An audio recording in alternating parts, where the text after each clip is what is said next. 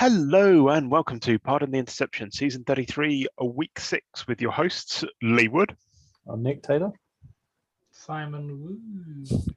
And for week 5's action, we can see that Nick has dialed in from his sixth location.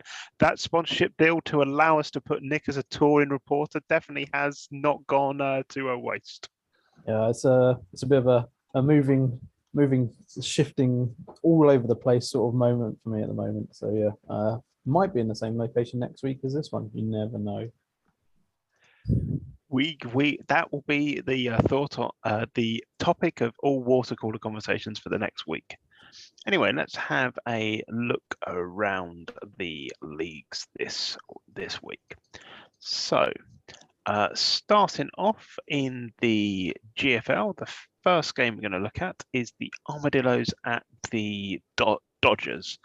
A fairly close game here, with the visitors managing to win despite turning over the ball five more times. A very odd game here, very, very weird. But and an OT getting the MVP as well. Without the turnovers, I think the score could have been a very lopsided one. But the Dodgers just managing to do what they needed here to keep in the game and just falling short. Simon. It is one of those ones where the turnovers have decided everything. The Armadillos moved the ball beautifully. The Dodgers moved the ball nowhere, as a rule. And we're relying on special teams and defense to score a lot of points. So, yeah. Exciting to watch, but not really much to talk about, really, is it? Nick, anything else to add? Yeah. Do we know what the QST on is it Ball? The OT Ball is? Because he's either really helped the quarterback out or really helped the running back out here. He's a left tackle. Okay. Well, because it feels like the running back should probably get MVP with like nearly 400 rushing yards. But Guess what? Showman attribute. Yeah, He's a showman. I find that a bit sad to some extent that Bishop hasn't got the MVP here because he's running the show. Well, the thing that I hate is the quarterback's done pretty shit. So he's got a rating of 36. What was the left tackle doing? Was he putting in some beautiful blocks for the running back? He was given some full information on where he's going to throw the ball, so the opponents could get 6 interceptions. Yeah. I mean, great protection to have 0 sacks, but then 6 interceptions. It's like, whereas this guy's run 51 times for 7.4 yards per carry, which is quite frankly absurd. 400 yards, 3 touchdowns. Nah, you're not the fucking MVP. No. Try harder, mate. This left tackle that protected a quarterback that could throw the ball well, we're going to give it to him instead. Maybe it shows how good the Dodgers D is. Yeah. Or the tackle did it in a clown suit. Or the tackle did it with his tackle out. Anyway, moving on. The second game we got to look at is the Steelers at the Firebirds. Steelers managing to eke out a win on the strength of their D and on the strength of turnovers by the looks of this. Simon? It looks like the Firebirds were robbed here. But you look at the first downs they managed to achieve. And then they got quite unlucky with the turnovers. And I'm assuming there was some special teams disparity. Not really. I mean, Mark is, if not the most successful coach, he's in the top 2 most successful coaches in the GFL in terms of Super Bowl wins. But when you see 12 first downs versus 27, you expect to see a very one-sided game, right? Yeah, I mean, it depends on the quarterback to some extent as well. It does. You've got a long passing quarterback, it can change things quite a bit. How big were the interceptions? Were they returned quite a decent way? That's a good question. One for 43 yards, one for 24 yards. So that makes quite a big difference on two sets of plays have gained a good a quarter of the field at least. 70 yards. Yeah, exactly. And then as you see, the quarterback's got the MVP award, but does have a longest one of 65 yards, and he's done his job. It might not be 12 first downs doesn't sound like a lot, but as someone who's coached and had long passing quarterbacks, you don't always tend to have a high first down number because if you just throw it in the end zone every time, then it's not first down. You wouldn't catch me employing that kind of tactic. First downs, we don't do those. We only do touchdowns here. Exactly. Yeah. Anyway, anything else to add before we move on to the Atlantic? All right, let's move on. Okay, first game in the Atlantic we've got is the Kings at the Warriors. Two of the old guard of the Atlantic, even though Mr. Klein has gone walkies to different leagues at different points. And somehow the Warriors managing to eke out a win here. Looks as though arguably the Kings got robbed here. Nick?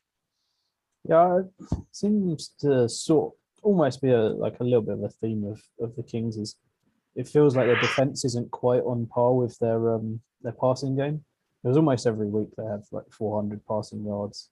Not much in terms of running, but teams seem to be able to keep up with them, which is a real problem for them. I think we've got another OT getting MVP award here with Friedman, which has probably protected the quarterback reasonably well. I mean, that could make the difference if he's not thrown any touchdowns. So, yeah, they've run in a couple of touchdowns. But yeah, Kings are always both these teams look pretty solid, and they seem to be there or thereabouts. Kings always feel like they're just maybe one or two players away, probably on defense, to really break through in this division. And Richard Klein's just doing a solid job of. I think they've had a pretty solid defense throughout the last season or so, and they're just building on that now. Simon, anything to add? They are both in the division of Doom, right? Or one of the many divisions of Doom in the CFC. Yeah, they've got the Stingrays in there, which is going to be tough to overcome. But they're both duking it out for a wild card spot because the other two divisions are not so good. Yeah, the Kings do have a monster punter, I think has probably kept this pretty close as well. He's punting some. Yeah, Mr. Wood would be proud. I do like a good punter. Pardon? You do. I do. Yeah. Anyway, moving on. Cap up Clay. He's got a good one.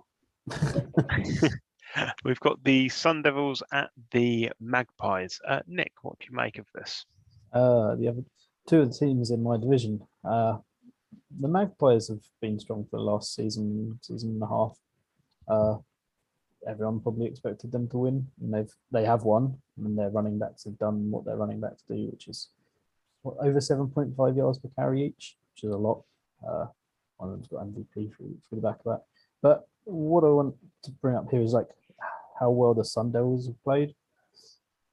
They're always one of those teams you can never write off. If you write them off at your own peril, because they will just beat.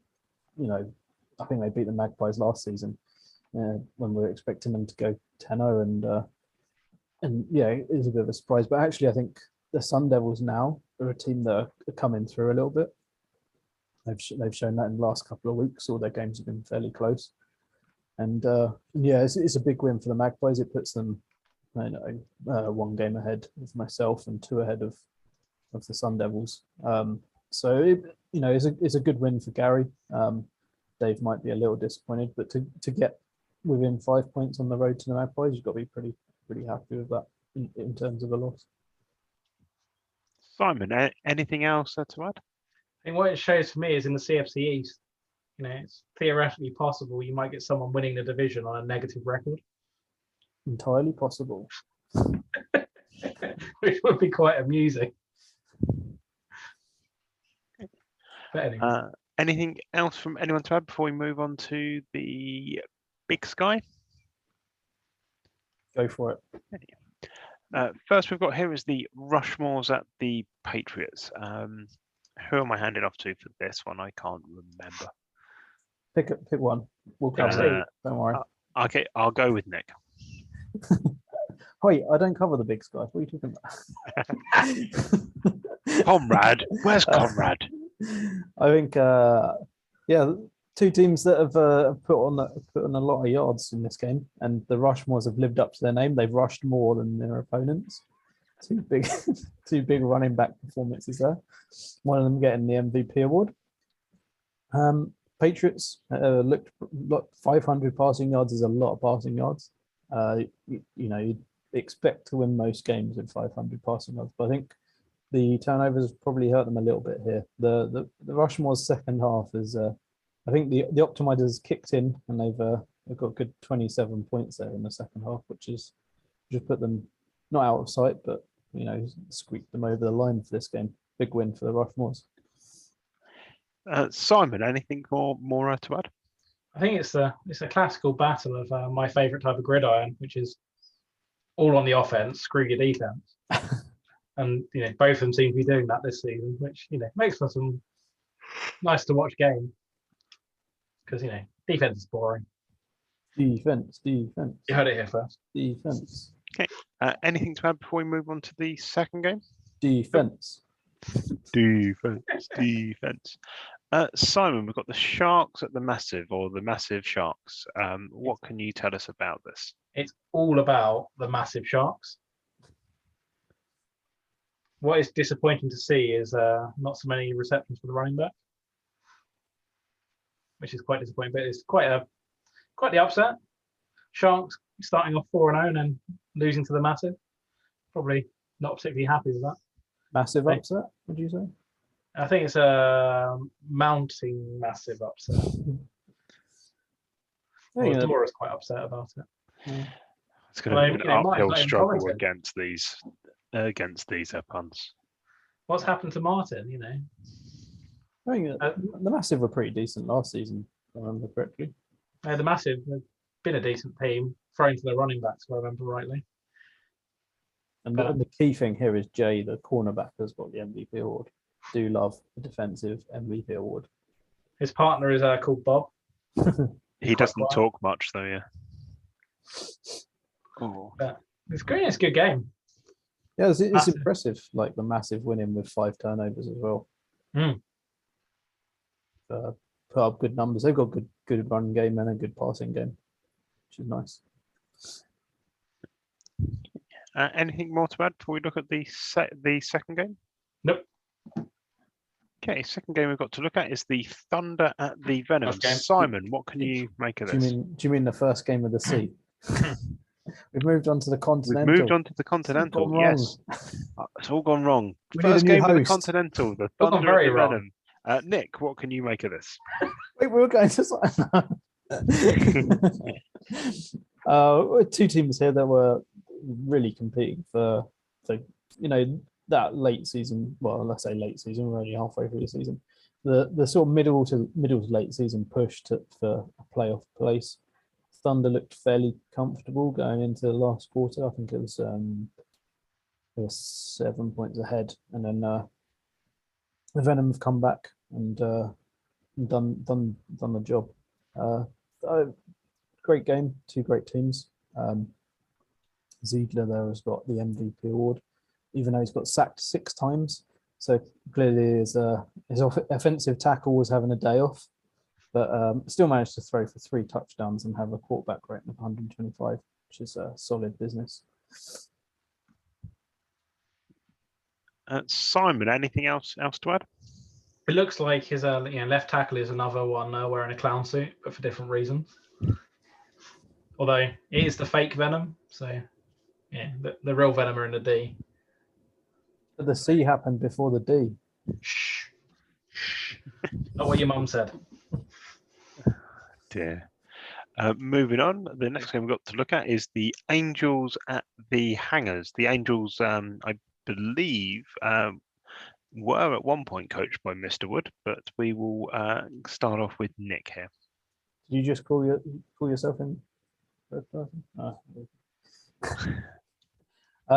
As we saw last game week, Hangers put up 70 odd points in that absolute shootout. It was the Hangers and the Brockton Park. I can't exactly remember, but they had that massive like 70-70 game, and then they've come out and had another like this is an aerial show for the ages. Nearly 1,200 passing yards between them, and Guerra there with 400 receiving yards, but he doesn't even get MVP. Disappointed. I'd be disappointed if I was him. But I mean, I think what we can draw from this is the Hangers know how to pass the ball. Maybe don't necessarily know how to defend, but they're on the road to try and outpass all of their opponents and put up big scores. And their game should be very entertaining going forward. Simon, anything else to add? North Yorkshire are quite the massive punter, which is, he's getting an average of 45 and a half yards a punt. That's a fair old not whack. bad. That's pretty decent. You're not going to see many teams doing that, which, I think did help keep them in this game. We're getting better field positions the whole time. But then the Hangers' offense is just ridiculous. Their defense is also ridiculous, but the other type of ridiculous. It's an interesting difference between the first half and the second half as well. It's like a flip-flop going on there. I think that's the optimizer just finding the hole in the Angels' defense. Yeah. Anything to add before we go pass on to the Delta? Let's go Delta. Simon, start off here with the Fury at the Patriots. A result that I think has been a long time coming, with the Patriots being an up-and-coming team and the Fury potentially rebuilding at the minute. The Patriots up and coming. They've been great for ages. In terms of their division. In terms of that division, they've been trying to oust the Fury from the first one for a while. Yeah, well, now there's no jacket required for the Fury. There's it's just an absolute drubbing. Holly's team doing very well. I expect them to make the playoffs this year. This game itself is not really worth talking too much about, but the Delta this week wasn't the best for games. But can you feel the Patriots taking their division title in the air tonight? I can feel it coming in the air, but they have got the Sunblazers coming up their arse. Yep. So they can't dance into the light yet. Nick, anything else you would? Any comments from you on this? I think you've covered it all. Okay. Second game we've got in the Delta is the Silverbacks at the Sunblazers. Simon, what can you make of this 104-point barnstormer? Well, you've got Dave Downtown Brown, so you're always going to get half a good game watching them, throw the ball, and then you get the other half. Then you see their defense come on and kind of go to sleep and let the other team roll all over them, which makes for good watching, but not good for winning games, unfortunately. Some Blazers they are Holly's competition for that division. They're both on the same record. We're going to get a great game when we see them meet next week.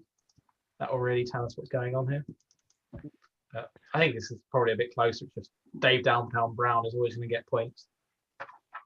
Just if you can score 40 or 50, you'll probably beat them quite comfortably.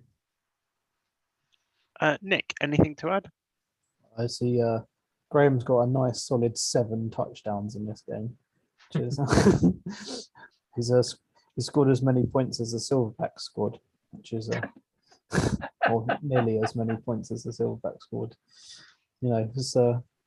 That's quite the performance for the running back, averaging less than 5 yards per carry as well. So that's No, quite but impressive. yeah, Graham did score exactly 42 points. So And so yeah, so he knows how to run into the end zone. Let's just say. Good in the red zone is Graham. Yeah. and then moving on to the Empire. Nick, the first team we've got here is the North Wales Jaguars versus the Hessel Templars. What can you make of this? I think they're the North Wales Jaguars. Jaguar. The Wales Jaguars. Indeed.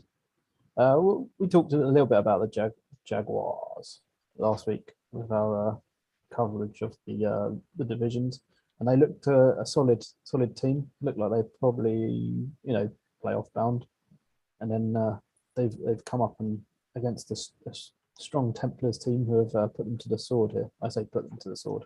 I mean, it's 3 points, but you'd have expected the Jaguars to win this one. Oltag there's got the MVP award, and we do love to see a defensive MVP as always. So he's done his work. He's done a good job there. Velocity hasn't quite got into the game. Hasn't quite put the velocity on the ball there. But Deville's helped out in a solid all-round performance for the Templars. Close game, and away games are always a little bit tough. But we probably expected the Jaguars to win, and a big win for the Templars. Simon, anything to add? I'm quite a fan of the player naming going on here. Just take a look at some of these beauties. Just take a moment just to appreciate some of these. Dabosa. It's that for everyone there. Force Ghost. How about Wayria Hargreaves? That's a spicy name. Yeah. Paddington Bear. Or it's just called Paddington. Seymour Butts. We always have to bring the podcast down, as if we haven't already. But Okay, and then the second one we've got is the rough Rangers from Romford and the Wood Hornets from Holly. Nick, what can you make of this? Yeah, this was just another close game. I wanted to look at some of the closer games in the Empire this week, as opposed to the big scoring games. And the Rangers have started the season off pretty well. They started this game off pretty well, getting out ahead before half time. And the Hornets have reeled them back in the second half. Solid defensive performance, and as always, defensive MVP. This time an outside linebacker, which is a little bit different to what we normally see. So yeah, a good solid game, fairly defensive game. I always enjoy a defensive game. But it's impressive how the Hornets came back into this game, and maybe a few questions creeping in there for the rough Rangers.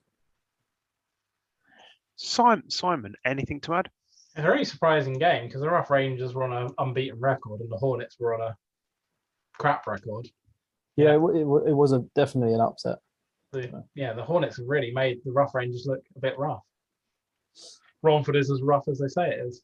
So sometimes you just get those games where the defense lines up perfectly with the opponent's offense. And I have to appreciate that 3-letter code as well. If I remember rightly, isn't their logo R cubed? It looks like it, which is also pretty good. That is nice. It's a nice touch. Anything to add about the Empire before we have a quick roundup of the leagues? It's a fantastic league as always. So the Empire just keeps on delivering.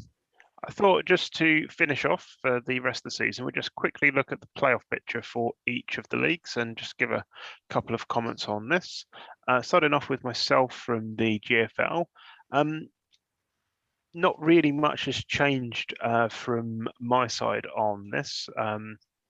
Still see that the Stratford Steelers have a not applicable coach here.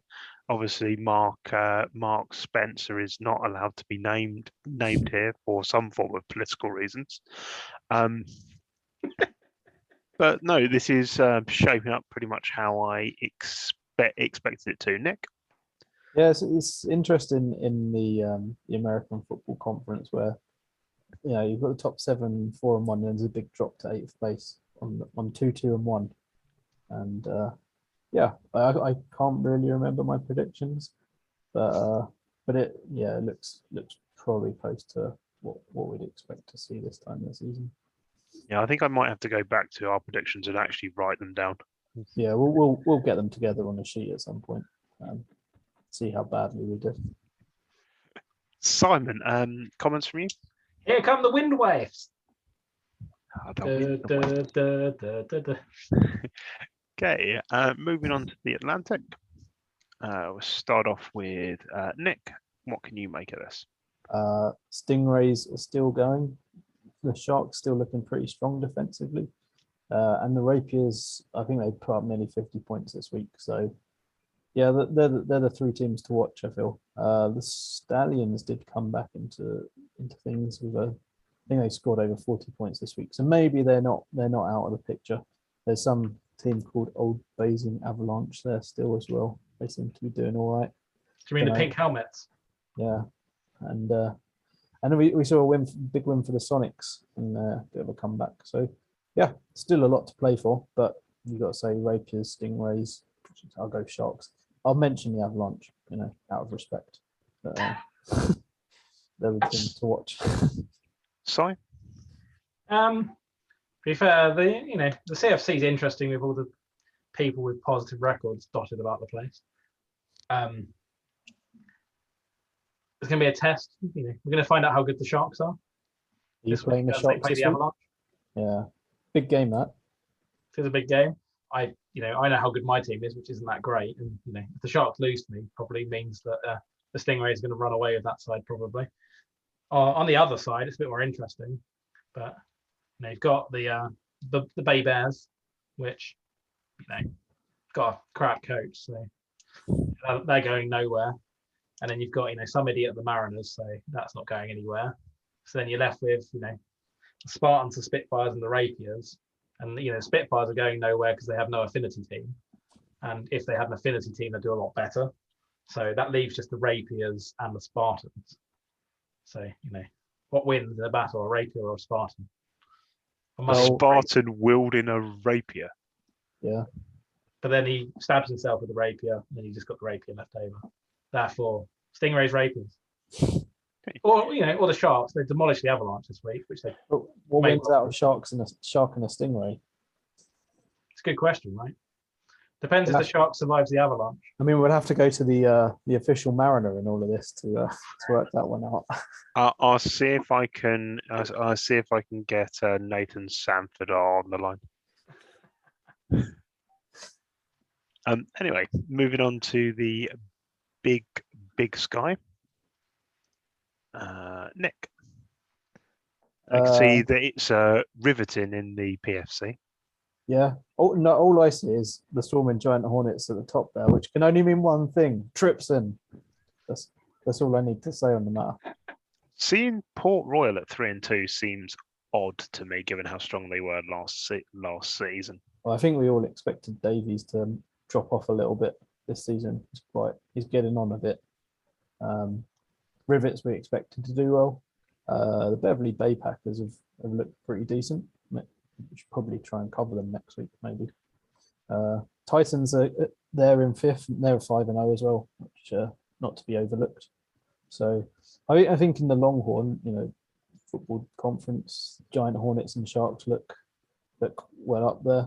I really liked the Shadows last season. They looked like a team that could come through and do something. Not started the season quite so well. You saw the Rushmores earlier on today. They look pretty solid running wise. So the Patriots had a little bit of a setback.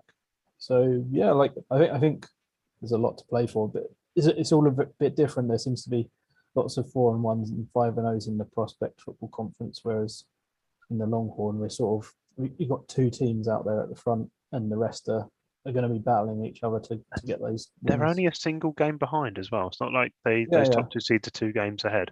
Yeah. Simon, anything else to add? Seems like whoever wins the PFC will probably win the bowl, right? Yeah, it's fair. Looking at this, feels likely. But they don't have Tripson. They don't have Tripson, but the Rivets have won the bowl 3 years on the bounce. Trips So- and stopping them this year. He's going for the belt and braces, the double brace. But he's just riveting everything. Right. Although the Big Sky's a great league, but he's making it a bit riveting. On to the Continental. Simon, we'll start with you. The Continental, look at this. Yeah, it's 5-0 City at the top. Apart from that, is those 4 teams probably the pick of the league. Yeah, it doesn't seem like a massive change from when we looked at it last year, which with only a week, not a huge surprise. I think the biggest surprise to me is the Arctic Badgers being 3-2. Mm-hmm. Yeah, we always expect the Badgers to do well. I think I still think the Classics are not to be overlooked. They've looked pretty good this season. I mean, we'd expect the Thunderbirds and the Renegades, and like the Park one was last week, were just bombing it all over the place. Zulus have looked pretty solid. And so, as you say, those top 4 teams are they're the teams to aim for. But I think the Chasing Pack has some very good teams in it. Teams that can put up a lot of points as well, like the Hangers. As we've seen the last couple of weeks, scored lots of points. So and the Badgers have the offense to do that as well. So yes, I think there's a lot more to play for. It'll be an interesting couple of weeks. On to the Delta. La Jolla, Frome, Snore. Hopefully this is the last year that we see both of those at the top of the seeds. Copperhead's being at 4-1 still is confusing for me to see, but I'll let Simon go on about that. Go about the Flopperheads. Yeah. Yeah. To be fair, I thought I quite liked the Cyclones, and then I did a quick look and looked at who they've played, and I was like, oh, they keep playing teams that aren't doing well this season. So then, it makes me question, how good they are. How good are the Cougars? That's the real question. The Cougars are always good. They love knocking me out of the bowl. So I don't know it. Out of the playoffs. Yeah, I don't know quite as much about the D. All I know is the Warriors have a very good special teams. Yeah. And then, Frome and La Jolla are Aaron and Lee, so they've been up there and for many a season. Patriots look pretty good. Don't know who these Jorvik Jets are. They're crap. Sunblazers. What about the Sunblazers? They look pretty. Some Blazers have been good for years. They've been duking it out with the Fury. The Patriots have pretty much played third fiddle very unfairly in their division for a number of seasons, I would say. Simon, would you agree with that? Fair. The Patriots have been kind of there or thereabouts, but kept getting either beaten by the Fury or the Sunblazers, or kind of just missing out and stuff, or getting an unlucky game or an unlucky injury. Seems like that year. The Sunblazers I'm just not convinced by this year, mainly because their defense looks leaky. They only beat Jorvik Jets by 2 points, and they didn't really put on a particularly great showing against the Fury. And I think I possibly should have actually beaten them in that game as well. And knowing how bad my team is at the minute, I'm really liking the Patriots to take the division. So it feels like this. You'd end up with the Patriots taking that division. And top heads. What about on an outsider sort of shout? The Mariners. I know you guys have mentioned them briefly. Not this season. No. Next season, yes. Okay. Yeah. Given that Nathan pretty much sold his entire roster 2-3 seasons ago, he basically gutted the entire team. He's drafted and traded incredibly well. So yeah, he's going to have the majority of his team hitting age 3, age 4 over the next couple of seasons, and they're going to be a powerhouse. We don't really hear much. Well, I don't really know much about the D, but Kyoto Enigma, how are they? Because they're 4-1. Their name tells you everything you need to know about them. No one really knows much about them. They are an enigma. Fair enough. Every now and again, they just do a massive upset, and then the next game they'll lose to someone 0-5 or something, and it's just like, what the fuck's going on? They're a good team that can beat anyone. But I haven't been massively active this year in the Delta. I'm not sure if Cameron Cameron historically wasn't that active in comms, but was always there coaching his team. So because the Delta is actually quite an active social league in terms of comments and things, it's difficult when you have these teams that don't comment as much to sort of get a feel of what the team's about. But the Enigma, few seasons they've looked really good, and then suddenly you'll go, why have you gone from this really good team to this really bad team? And you haven't had an injury, you haven't made a change. Just what's happened? So it could just be time, for example, because you just don't know. Yeah, Okay. right. Pretty interesting. It's league. quite a fun league, to be honest. This week's fixtures in it were snore fest, but it is an interesting league. The Empire. I think the amount of affinity coaches ruin it. Like. Too many. I think the amount of affinity coaches makes the league though. The affinity league. How many is that? 1, 2, 3, 4, 5, 6. I think there's a lot of Delta coaches in the Atlantic, aren't there? At least 6. That'll just off the top of my head. It went down by 1 because Aaron moved to the GFL. Oh, good point. I was still counting him. Yeah. Because there's me, you, Lee Elkins, Kendall, and that's without me even having to look at a list. Just a great league, producing great coaches, obviously. So the Empire. My God, does this look so tight and open for anyone to take? The Empire's the greatest league. That's why. I pretty much watch my game and then go see what happened in the Empire. Who I really want to make the playoffs, because I'm not sure if they ever did when they were in the Atlantic. Is the Skogmeister General? Yeah, Tigers have been reasonable. Yeah, Fort Worth. Did they ever make the playoffs? I don't think so. Yeah. Not from my knowledge, anyway. Yeah.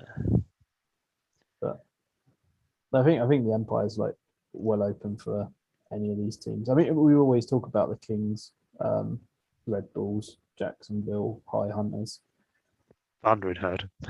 Yeah, well, I do love the Thundering Herd. They're like my affinity team that I don't coach.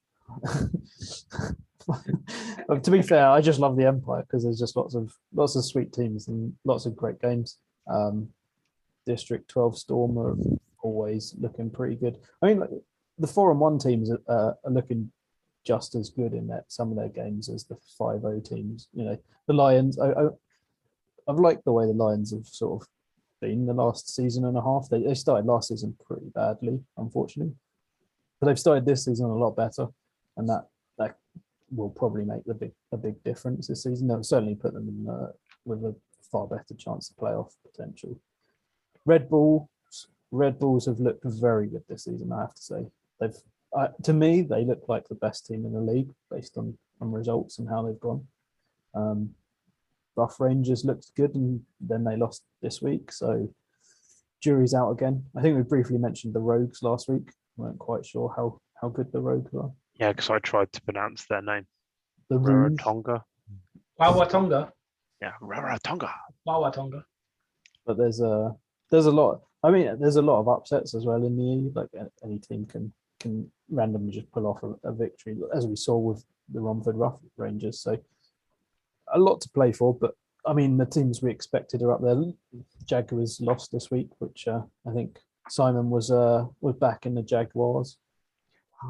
I think the thing with this league is that there's a lot of good teams, and when there's a lot of good teams, it's hard to work out who's just that level above. Yeah, I mean, we're going to find out over the next few weeks. Yeah, it's not as developed as well. If you think about the other leagues, we haven't had a new league for quite some time, but is the least developed of the leagues, and therefore teams are going to be that little bit closer, which makes for great football. Yeah, reset all the leagues. That's what I say. Right. With that, brings us towards a close. Any final words from either of you? I'm looking forward to shooting down some Spitfires in the bowl. Say it now. Well, Avalanche Spitfires in the bowl. Going to take them down with an avalanche. Fair enough.